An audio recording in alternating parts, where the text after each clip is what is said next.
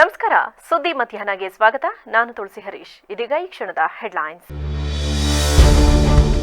SBI bank ದರೋಡೆ case 12.96 ಕೋಟಿ ಮೌಲ್ಯದ ಚಿನ್ನಾಭರಣ ದೋಚಿದ್ದ 5 ಆರೋಪಿಗಳು ಅರೆಸ್ಟ್. ಇನ್ನೋರ್ವ ಆರೋಪಿ ಬಂಧನಕ್ಕೆ ಬಲೆ. ಕುಡಿಯುವ ನೀರಿಗೂ ಬಂತು ಕಂಟಕ. ಮಿನರಲ್ ವಾಟರ್ ಬಾಟಲ್ನಲ್ಲಿ ಹಾನಿಕಾರಕ ಅಂಶ ಪತ್ತೆ. ಸಾರ್ವಜನಿಕರಲ್ಲಿ ಮೂಡಿದ ಆತಂಕ. ಪತ್ನಿ ತುಂಡರಿಸಿ ಸೂಟ್ಕೇಸ್ಗೆ ತುಂಬಿದ ಪಾಪಿ ಪತಿ ಎಸ್ಕೇಪ್ ಆಗಲು ಮಾಡಿದ್ದ ಖತರ್ನಾಕ್ ಪ್ಲಾನ್. ಪುಣೆಯಲ್ಲಿ ವಿಷ ಕುಡಿದ ಪತಿ ಪೊಲೀಸ್ ಠಾಣೆಯಲ್ಲಿ ಹೈ ಡ್ರಾಮಾ. ದಾವಣಗೆರೆ ಜಿಲ್ಲೆಯ ನ್ಯಾಮತಿ ಪಟ್ಟಣದ ಎಸ್ಬಿಐ ಬ್ಯಾಂಕ್ ದರೋಡೆ ಪ್ರಕರಣಕ್ಕೆ ಸಂಬಂಧಿಸಿದಂತೆ 12.96 ಕೋಟಿ ರು ಮೌಲ್ಯದ ಚಿನ್ನಾಭರಣ ಕದ್ದೊಯ್ದಿದ್ದ 5 ಆರೋಪಿಗಳನ್ನು ಬಂಧಿಸಿದ್ದಾರೆ. ತಮಿಳುನಾಡಿನ ಅಜಯ್ ಕುಮಾರ್, ವಿಜಯ್ ಕುಮಾರ್, ನ್ಯಾಮತಿಯ ಮಂಜುನಾಥ್, ಹೊನ್ನಾಳಿಯ ನಿವಾಸಿ ಅಭಿಷೇಕ್ ಹಾಗೂ ಚಂದ್ರಶೇಖರ್ ಬಂಧಿತ ಆರೋಪಿಗಳು. ಕಳೆದ ವರ್ಷ ಅಕ್ಟೋಬರ್ ತಿಂಗಳಲ್ಲಿ ಈ ದರೋಡೆ ನಡೆದಿತ್ತು. ಬ್ಯಾಂಕ್ ಕಿಟಕಿಯ ಸರಳನ್ನ ಮುರಿದು 12.96 ಕೋಟಿ ರು ಮೌಲ್ಯದ ಚಿನ್ನಾಭರಣವನ್ನ ದೋಚಿಕೊಂಡು ಹೋಗುವಾಗ ಬ್ಯಾಂಕ್ ತುಂಬೆಲ್ಲ ಕಾರದ ಪುಡಿಯನ್ನ ಚೆಲ್ಲಿ ಎಸ್ಕೇಪ್ ಆಗಿದ್ದರು. ಪೊಲೀಸ್ ಇಲಾಖೆಗೆ ದರೋಡೆಕೋರರನ್ನ ಪತ್ತೆ ಹಚ್ಚುವುದೇ ದೊಡ್ಡ ತಲೆನೋವಾಗಿತ್ತು. ಎಸ್ಪಿ ಉಮಾ ಪ್ರಶಾಂತ್ ಹಾಗೂ ಎಎಸ್ಪಿ ಸ್ಯಾಮ್ ವರ್ಗೀಸ್ ನೇತೃತ್ವದಲ್ಲಿ ಕಾರ್ಯಾಚರಣೆ ನಡೆಸಿ ತನಿಖೆ ನಡೆಸಿದಾಗ ದರೋಡೆಕೋರರ ಪತ್ತೆಯಾಗಿದ್ದು, 3 ಸ್ಥಳೀಯರನ್ನ ಸೇರಿ ಒಟ್ಟು 5 ಜನ ದರೋಡೆಕೋರರನ್ನ ಅರೆಸ್ಟ್ ಮಾಡಿದ್ದಾರೆ. ತಮಿಳುನಾಡು ಮೂಲದ ಪರಮಾನಂದ ಎನ್ನುವ ಇನ್ನೋರ್ವ ಆರೋಪಿ ತಲೆಮರೆಸಿಕೊಂಡಿದ್ದು, ಸದ್ಯ ಆತನ ಬಂಧನಕ್ಕೆ ಬಲೆ ಬೀಸಿದ್ದಾರೆ. ಇನ್ನು ಆರೋಪಿಗಳು ದರೋಡೆ ಮಾಡಲು ನ್ಯಾಮತಿಯಲ್ಲಿ ಬೇಕರಿ ಹಾಕಿಕೊಂಡು ಹಲವು ವರ್ಷಗಳಿಂದ ಸ್ಕೆಚ್ ಹಾಕಿದ್ದರು ಎನ್ನಲಾಗಿದೆ. ಪೊಲೀಸರು ಕೆಲ ತಾಂತ್ರಿಕ ಸಾಕ್ಷ್ಯಾಧಾರದ ಮೇರೆಗೆ ಆರೋಪಿಗಳನ್ನು ವಶಕ್ಕೆ ಪಡೆದು ವಿಚಾರಣೆ ನಡೆಸಿದಾಗ ಈ ದರೋಡೆ ಪ್ರಕರಣ ಹೊರಬಂದಿದೆ. ಹೆಚ್ಚಿನ ವಿಚಾರಣೆ ನಡೆಯುತ್ತಿದ್ದು, ದರೋಡೆ ಮಾಡಿದ ಚಿನ್ನಾಭರಣ ಎಲ್ಲಿದೆ ಎಂಬುದರ ಬಗ್ಗೆಯೂ ತನಿಖೆ ನಡೆಯುತ್ತಿದೆ. ಇನ್ನು ಚಿನ್ನಾಭರಣವನ್ನ ಕಳೆದುಕೊಂಡು ಕಂಗಾಲಾಗಿದ್ದ ಜನರು ನೆಮ್ಮದಿಯ ನಿಟ್ಟುಸಿರು ಬಿಟ್ಟಿದ್ದು, ಪೊಲೀಸರ ಕಾರ್ಯಕ್ಕೆ ಶ್ಲಾಘನೆ ವ್ಯಕ್ತಪಡಿಸಿದ್ದಾರೆ. ಎಲ್ಲ ಜೀವಿಗಳಿಗೂ ನೀರು ಅತ್ಯಗತ್ಯ. ಪ್ರಮುಖ ದೈಹಿಕ ಪ್ರಕ್ರಿಯೆಗಳನ್ನು ಬೆಂಬಲಿಸುವುದರ ಜೊತೆಗೆ ಅಗತ್ಯವಾದ ಪೋಷಕಾಂಶ ಒದಗಿಸುತ್ತದೆ. ಆದರೆ ಇತ್ತೀಚಿನ ದಿನಗಳಲ್ಲಿ ಕುಡಿಯುವ ನೀರು ವಿಷವಾಗುತ್ತಿದೆಯೇ ಅನ್ನೋ ಆತಂಕ ಜನರನ್ನು ಆವರಿಸಿದೆ. ಹೌದು, ರಾಜ್ಯದಲ್ಲಿ ಪೂರೈಕೆಯಾಗುತ್ತಿರುವ ಕುಡಿಯುವ ಮಿನರಲ್ ವಾಟರ್ ಬಾಟಲ್ಗಳಲ್ಲಿ ಹಾನಿಕಾರಕ ಅಂಶ ಪತ್ತೆಯಾಗುತ್ತಿರುವುದು ಆಹಾರ ಸುರಕ್ಷತಾ ಮತ್ತು ಗುಣಮಟ್ಟ ಇಲಾಖೆಯ ವರದಿಯಿಂದ ತಿಳಿದು ಬಂದಿದೆ. ಇತ್ತೀಚೆಗೆ ಆಹಾರ ಗುಣಮಟ್ಟ ಸುರಕ್ಷತಾ ಇಲಾಖೆ ಸುಮಾರು 160 ಮಿನರಲ್ ವಾಟರ್ ಬಾಟಲ್ಗಳನ್ನು ಸ್ಯಾಂಪಲ್ ಟೆಸ್ಟ್ಗೆ ಕಳುಹಿಸಿತು. ಈ ಪೈಕಿ ಈಗಾಗಲೇ 100ಕ್ಕೂ ಹೆಚ್ಚು ಬಾಟಲ್ಗಳ ವರದಿ ಕೈ ಸೇರಿದೆ. ಇಲಾಖೆ ಕಳುಹಿಸಿದ ಮಾದರಿಗಳಲ್ಲಿ 50% ನೀರು ಅನ್ಸೇಫ್ ಆಗಿದ್ದು, ಲೋಕಲ್ ಮಿನರಲ್ ವಾಟರ್ ಅನ್ಸೇಫ್ ಅಂತ ರಿಪೋರ್ಟ್ ಬಂದಿರುವುದಾಗಿ ತಿಳಿದು ಬಂದಿದೆ. ಮಿನರಲ್ ವಾಟರ್ ಬಾಟಲ್ ವರದಿಯಲ್ಲಿ ಅಪಾಯಕಾರಿ ಬ್ಯಾಕ್ಟೀರಿಯಾ ಪತ್ತೆಯಾಗಿದ್ದು, ತುಂಬಾ ಸಮಯದಿಂದ ನೀರು ಶೇಖರಣೆ ಮಾಡುವುದರಿಂದ ಪಾಚಿ ಅಂಶಗಳು ಕಂಡುಬಂದಿವೆ. ಅಲ್ಲದೆ ಕೆಲ ಕಂಪನಿಗಳು ಕಲುಷಿತ ನೀರು, ಬೋರ್ವೆಲ್ ನೀರನ್ನು ಬಾಟಲ್ ಮೂಲಕ ಮಾರಾಟ ಮಾಡುತ್ತಿದ್ದುದು ಕಂಡುಬಂದಿದ್ದು, ನೀರನ್ನ ಶುದ್ಧೀಕರಿಸದೆ ನೇರವಾಗಿ ಮಾರುಕಟ್ಟೆಗೆ ಸರಬರಾಜು ಮಾಡುತ್ತಿದ್ದ ಕಾರಣ ಹಾನಿಕಾರಕ ಅಂಶ ಪತ್ತೆಯಾಗಿದೆ. ಇಂತಹ ಕಲುಷಿತ ನೀರು ಕುಡಿಯೋದ್ರಿಂದ ವಾಂತಿ, ಭೇದಿ, ಜ್ವರ, ಸುಸ್ತು ಕಾಣಿಸಿಕೊಳ್ಳುತ್ತೆ. ಅದರಲ್ಲೂ ಮಕ್ಕಳಿಗೆ ಬೇಗನೆ ಆರೋಗ್ಯದ ಸಮಸ್ಯೆ ಉಂಟಾಗುತ್ತದೆ ಎಂದು ಆಹಾರ ಇಲಾಖೆಯ ಉನ್ನತ ಮೂಲಗಳು ತಿಳಿಸಿವೆ. ಹುಳಿಮಾವು ಪೊಲೀಸ್ ಠಾಣಾ ವ್ಯಾಪ್ತಿಯಲ್ಲಿ ಪತ್ನಿಯನ್ನ ತುಂಡು ಮಾಡಿ ಸೂಟ್ಕೇಸ್ಗೆ ತುಂಬಿದ್ದ ಆರೋಪಿ ರಾಕೇಶ್ ಬಂಧನವಾಗಿದ್ದು, ಆತ ವಿಷ ಸೇವಿಸಿದ್ದಾನೆ ಎಂದು ತಿಳಿದು ಬಂದಿದೆ. ಆರೋಪಿ ರಾಕೇಶ್ ವಿಷ ಕುಡಿದು ಪುಣೆಯ ಶಿವರಾಲ್ ಪೊಲೀಸ್ ಠಾಣೆ ಬಳಿ ಅಸ್ವಸ್ಥನಾಗಿ ಬಿದ್ದಿದ್ದ. ಬಳಿಕ ಪೊಲೀಸರು ಆತನನ್ನ ಬಂಧಿಸಿ ಆಸ್ಪತ್ರೆಗೆ ದಾಖಲಿಸಿ ಚಿಕಿತ್ಸೆ ಕೊಡಿಸುತ್ತಿದ್ದಾರೆ. ಇದರಿಂದಾಗಿ ಆರೋಪಿಯನ್ನ ಶುಕ್ರವಾರ ಬೆಂಗಳೂರಿಗೆ ಕರೆದುಕೊಂಡು ಬರುವುದು ಅನುಮಾನವಾಗಿದ್ದು, ಪುಣೆ ಪೊಲೀಸರು ಆರೋಪಿಯ ಹೇಳಿಕೆ ದಾಖಲು ಮಾಡಿಕೊಂಡಿದ್ದಾರೆ ಎಂದು ತಿಳಿದು ಬಂದಿದೆ. ಬುಧವಾರ ರಾತ್ರಿ ಕೆಲಸದ ವಿಚಾರವಾಗಿ ಇಬ್ಬರ ನಡುವೆ ಗಲಾಟೆಯಾಗಿತ್ತು. ಈ ವೇಳೆ ಪತಿ ಮೇಲೆ ಹತ್ಯೆಯಾದ ಗೌರಿ ಚಾಕು ಎಸೆದಿದ್ದಳು. ಅದೇ ಚಾಕುವಿನಿಂದ ಪತ್ನಿಯ ಹತ್ಯೆ ಮಾಡಿ ಹೊಟ್ಟೆ ಕತ್ತು ಕತ್ತರಿಸಿ ಸೂಟ್ಕೇಸ್ಗೆ ತುಂಬಿದ್ದ. ಕೂಡಲೇ ಪತ್ನಿಯ ಮೊಬೈಲ್ ಸ್ವಿಚ್ ಆಫ್ ಮಾಡಿ ಮನೆಯಲ್ಲಿ ಊಟ ಮಾಡಿದ್ದ. ಬಳಿಕ ರಾತ್ರಿ 11 ಗಂಟೆಗೆ ಕಾರಿನಲ್ಲಿ ಮೃತದೇಹ ಸಾಗಿಸುವ ಪ್ಲಾನ್ ಮಾಡಿದ್ದ. ಆದರೆ ಅದು ಸಕ್ಸಸ್ ಆಗೋದಿಲ್ಲ. ಬಳಿಕ ಬಾತ್ರೂಮ್ನಲ್ಲಿ ಮೃತದೇಹ ಇಟ್ಟು ರಾಕೇಶ್ ಪರಾರಿಯಾಗಿದ್ದ. ಹತ್ಯೆಯಾದ 16 ಗಂಟೆಗಳ ಬಳಿಕ ಆರೋಪಿಯೇ ಪಕ್ಕದ ಮನೆಯ ಬಾಡಿಗೆದಾರನಿಗೆ ಕರೆ ಮಾಡಿ ವಿಚಾರ ಹೇಳಿದ್ದ. ನಂತರ ಮೃತಳ ಕುಟುಂಬಸ್ಥರಿಗೆ ಆಕೆ ಆತ್ಮಹತ್ಯೆ ಮಾಡಿಕೊಂಡಿದ್ದಾಳೆ ಎಂದು ತಿಳಿಸಿದ್ದ. ಬಳಿಕ ಮನೆಯ ಮಾಲೀಕರಿಗೆ ಮಾಹಿತಿ ದೊರೆತಿದ್ದು, ಪೊಲೀಸರಿಗೆ ಮಾಹಿತಿ ನೀಡಲಾಗಿತ್ತು. ರಾಕೇಶ್ ಹತ್ಯೆ ಮಾಡಿ ಪರಾರಿಯಾಗಿದ್ದ ಬಗ್ಗೆ ಸಿಡಿಆರ್ ಆಧರಿಸಿ ಹುಳಿಮಾವು ಪೊಲೀಸರು ಪುಣೆ ಪೊಲೀಸರಿಗೆ ಮಾಹಿತಿ ನೀಡಿದರು. ಆರೋಪಿ ಪತ್ತೆಯಾದ ವಿಚಾರ ತಿಳಿಯುತ್ತಿದ್ದಂತೆ ಹುಳಿಮಾವು ಪೊಲೀಸರ ತಂಡ ಪುಣೆಗೆ ತೆರಳಿದೆ. ಪ್ರಕೃತಿ ಸಣ್ಣ ಕಾಫಿ ಬೆಳೆಗಾರರ ಸಂಘದ ನೂತನ ಕಟ್ಟಡವನ್ನು ಶಾಸಕ ಸಿಮೆಂಟ್ ಮಂಜು ಉದ್ಘಾಟಿಸಿದರು. ಆಲೂರು ತಾಲೂಕು ಮಡಬಲು ಗ್ರಾಮ ಪಂಚಾಯಿತಿ ವ್ಯಾಪ್ತಿಯ ಸಂಕಲಪುರ ಮಠ ಗ್ರಾಮದಲ್ಲಿ ನೂತನ ಕಟ್ಟಡ ಉದ್ಘಾಟನೆ ಸಮಾರಂಭದಲ್ಲಿ ಭಾಗವಹಿಸಿ ಮಾತನಾಡಿದ ಅವರು, ಒಂದು ಚಿಕ್ಕದಾದ ಸೊಗಸಾದ ಕಟ್ಟಡವನ್ನು ನಿರ್ಮಾಣ ಮಾಡಿ ತಾಲೂಕಿನ ಅರೆಮಲೆನಾಡು ಭಾಗದ ರೈತರು ಕೂಡ ಕಾಫಿ ಬೆಳೆದು ವಿಶಿಷ್ಟ ರೀತಿಯಲ್ಲಿ ಆರ್ಥಿಕವಾಗಿ ಬೆಳವಣಿಗೆ ಹೊಂದುತ್ತಿರುವುದು ಸಂತಸದ ವಿಚಾರ. ಸಂಘ ಸಂಘಟನೆಗಳು ಜನರ ಸಮಸ್ಯೆಗಳನ್ನು ಆಲಿಸುವಲ್ಲಿ ಹಾಗೂ ಕಾಫಿ ಬೆಳೆಯ ಸ್ಥಿತಿಗತಿಗಳ ಅರಿಯುವಲ್ಲಿ ಸಹಕಾರಿಯಾಗುತ್ತದೆ ಎಂದು ಅಭಿಪ್ರಾಯ ವ್ಯಕ್ತಪಡಿಸಿದರು. ಮಾಡ್ಕೊಂಡಿದ್ದೀರಾ ಏಕೆಂತ ಹೇಳಿದ್ರೆ ಬೆಳೆಗಾರರ ಸಂಘದ ವತಿಯಿಂದ ಹಲವಾರು ಹೋರಾಟಗಳು ಮಾಡಿದರೆ ಅದರಲ್ಲಿ ತುಂಬಾ ಯಶಸ್ವಿ ಕೂಡ ಆಗಿದ್ದಾರೆ. ಯಾವುದೇ ಒಂದು ಸಂಘ ಇಲ್ಲ ಅಂದ್ರೆ ನಾವು ಹೋರಾಟದಲ್ಲಿ ಸಕ್ಸಸ್ನ ಪಡೆಯಲಿಕ್ಕೆ ಸಾಧ್ಯ ಇಲ್ಲ. ಒಂದು ಸಂಘ ಅಂತಿದ್ದಾಗ ಯಾವುದೇ ಹೋರಾಟವನ್ನು ಕೂಡ ಸರ್ಕಾರದ ಮಟ್ಟದಲ್ಲಿ ಇರ್ಬೋದು, ಇದೆಲ್ಲ ಇರ್ಬೋದು. ಹೋರಾಟ ಮಾಡಿದಂಥ ಸಂದರ್ಭದಲ್ಲಿ ಅದಕ್ಕೆ ಯಶಸ್ಸು 100ಕ್ಕೆ 100 ಸಿಗುತ್ತೆ. ಈ ಭಾಗದಲ್ಲಿ ಇರ್ತಕ್ಕಂಥ ಹಲವಾರು ಸಮಸ್ಯೆಗಳು, ಅದರಲ್ಲೂ ಕೂಡ ಬೆಳೆಗಾರರ ಸಂಘದ ವತಿಯಿಂದ ಹಲವಾರು ಹೋರಾಟಗಳನ್ನ ಮಾಡಿದ್ದಾರೆ. ತಮ್ಮೆಲ್ಲರೂ ಕೂಡ ಗೊತ್ತಿರೋ ರೀತಿಯಲ್ಲಿ ಇವತ್ತಿನ ದಿನಗಳಲ್ಲಿ ಸಮಯಕ್ಕೆ ಸರಿಯಾಗಿ ಮಳೆ ಆಗ್ತಾ ಇಲ್ಲ. ಅಂದ್ರೆ ಈ ಪ್ರಕೃತಿನೇ ಆ ರೀತಿ ಬದಲಾಗಿ ಹೋಗಿದೆ. ಮೊದಲೆಲ್ಲ ಇದೇ ಟೈಮಿಗೆ ಮಳೆ ಆಗುತ್ತೆ, ಈ ಟೈಮಿಗೆ ಕರೆಕ್ಟಾಗಿ ಕೃಷಿನ ಮಾಡ್ಬೋದು ಅಂತಕ್ಕಂಥದ್ದು ಇತ್ತು. ಬಟ್ ಇವತ್ತು ಆ ವ್ಯವಸ್ಥೆಗಳಿಲ್ಲ. ಅದ್ರ ವಿರುದ್ಧ ಹೋರಾಟ ಮಾಡೋದಿರ್ಬೋದು, ಈ ಭಾಗದ ಬೆಳೆಗಾರರ ಹಲವಾರು ಸಮಸ್ಯೆಗಳು, ಅದ್ರ ಜೊತೆಗೆ ಕಾಡು ಪ್ರಾಣಿಗಳ ಸಮಸ್ಯೆ, ಆನೆಗಳ ಸಮಸ್ಯೆ, ಹಲವಾರು ಸಮಸ್ಯೆಗಳನ್ನ ಸರ್ಕಾರದ ಮಟ್ಟದಲ್ಲಿ ಯಶಸ್ವಿನಾಗಿದ್ದರೆ ಇನ್ನೂ ಹಲವಾರು ಸಮಸ್ಯೆಗಳು ಕೂಡ ಹೋರಾಟ ಮಾಡಿದ್ದಾರೆ. ದೇವರಾಜು ಅರಸು ನಿಗಮದ ನಿರ್ದೇಶಕರಾದ ಕಾಂತರಾಜು ಮಾತನಾಡಿ, ಪ್ರಕೃತಿ ಬೆಳೆಗಾರರ ಸಂಘ ಸುಮಾರು 22 ವರ್ಷಗಳಿಂದ ತೆರೆಮರೆಯಲ್ಲಿ ಕೆಲಸ ಮಾಡಿಕೊಂಡು ಬಂದು ಈಗ ಒಂದು ಹಂತಕ್ಕೆ ಬಂದು ತಲುಪಿದೆ. ನಿಮ್ಮ ಹೋರಾಟ ಸಂಘಟನೆ ಹೀಗೆ ಮುಂದುವರಿಯಲಿ ಎಂದರು. ಪ್ರಾರಂಭವಾಗಿ ಅಂದರೆ ಇವತ್ತಿಗೆ 22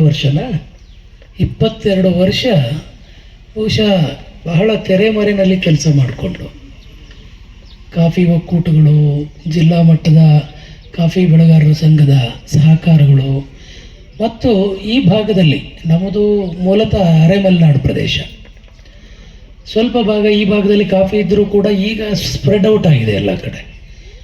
ಸೊ ಹಾಗಾಗಿ ಇಲ್ಲಿ ಬಹುಶಃ ಮಡಿಕೇರಿ ಅಥವಾ ಚಿಕ್ಕಮಗಳೂರಿಗೆ ಕಂಪೇರ್ ಮಾಡಿದರೆ ಈ ಭಾಗದಲ್ಲಿ ಸ್ವಲ್ಪ ಕಾಫಿ ಬೆಳೆಗಾರರ ಸಮಸ್ಯೆಗಳು ಜಾಸ್ತಿ.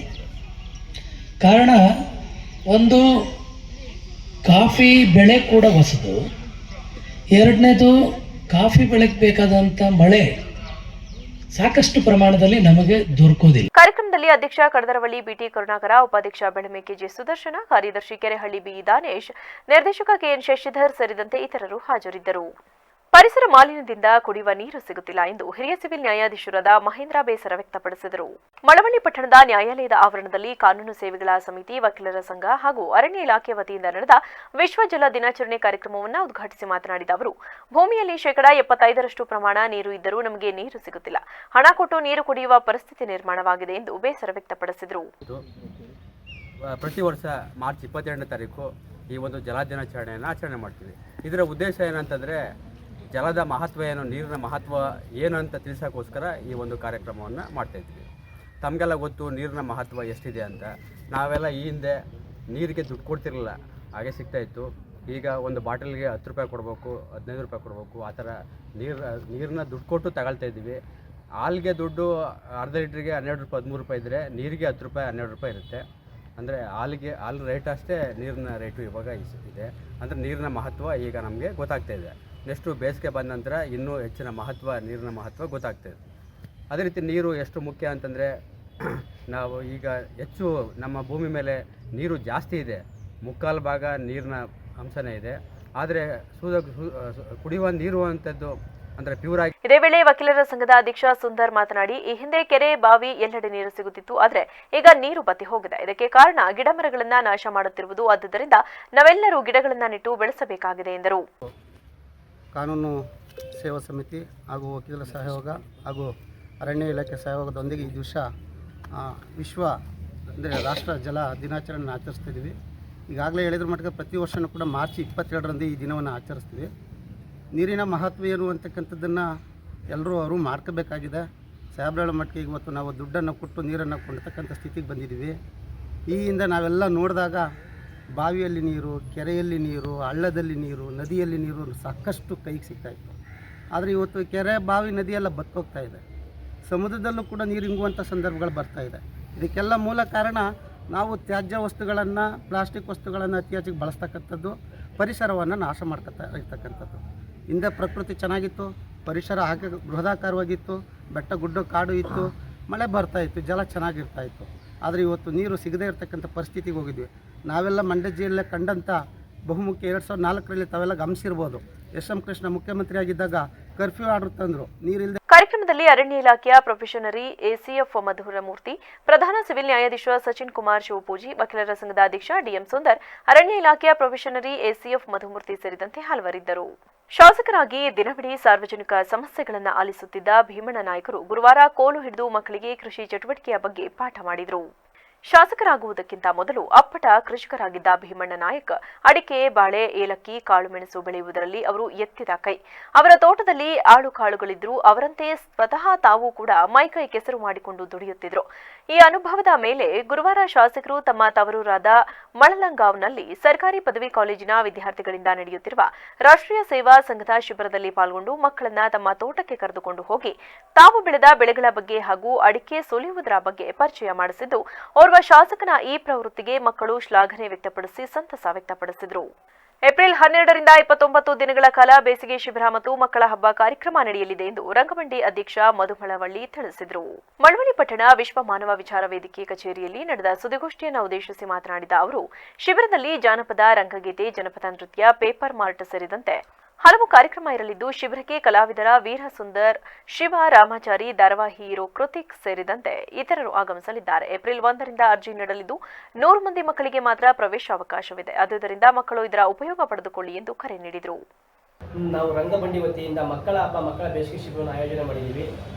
ನಮ್ಮ ಈ ಶಿಬಿರದಲ್ಲಿ ಜನಪದ ಹಾಡುಗಳು, ರಂಗಗೀತೆಗಳು, ಜನಪದ ನೃತ್ಯಗಳು, ಪೇಪರ್ ಮಾಸ್, ಮಕ್ಕಳ ತಯಾರಿಕೆ, ರಂಗಾಟಗಳು, ನಾಟಕ, ಮೈಮು, ನಾವು ಈ ಥರ ಸಾಕಷ್ಟು ಕಾರ್ಯಕ್ರಮಗಳನ್ನು ಹಮ್ಮಿಕೊಂಡಿದ್ದೀವಿ. ನಮ್ಮ ಈ 29 ದಿನ ಶಿಬಿರಕ್ಕೆ ವೀಣಾ ಸುಂದರು, ಶಿವು, ಮತ್ತು ಕೋಡಿಕಲ ಮನೋಹರ, ಋತ್ವಿಕ್ ಅಂತ ರಾಮಾಚಾರಿ ಸೀರಿಯಲ್ ಹೀರೋ, ಮತ್ತು ಜಗ್ಗಪ್ಪ ಅಂತ ಕಾಮಿಡಿ ಕಿಲಾಡಿಗಳು ಅವ್ರು ಬರ್ತಾರೆ. ನಮ್ಮ ಈ ಶಿಬಿರ ಸಮಯ ಬೆಳಗ್ಗೆ 10ರಿಂದ ಮಧ್ಯಾಹ್ನ 3:15 ಗಂಟೆ. ದಿನಾಂಕ 12ನೇ ತಾರೀಕು ಏಪ್ರಿಲ್ 2025ರಿಂದ 10/5/2025ರವರೆಗೆ. ನಾವು ಈ ಶಿಬಿರ ಮಾಡುವ ಸ್ಥಳ ವಿದ್ಯಾ ವಿಕಾಸ ಶಾಲೆ ಮಳವಳ್ಳಿ.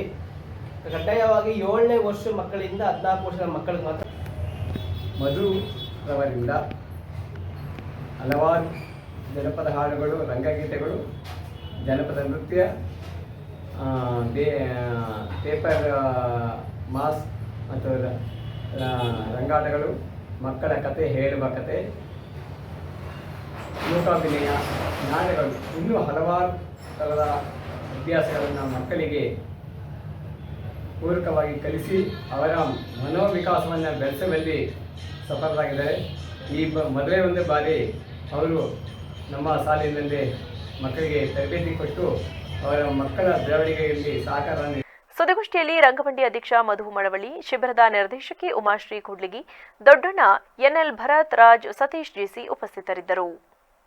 ಕೊನೆಯಲ್ಲಿ ಮತ್ತೊಮ್ಮೆ ಹೆಡ್ಲೈನ್.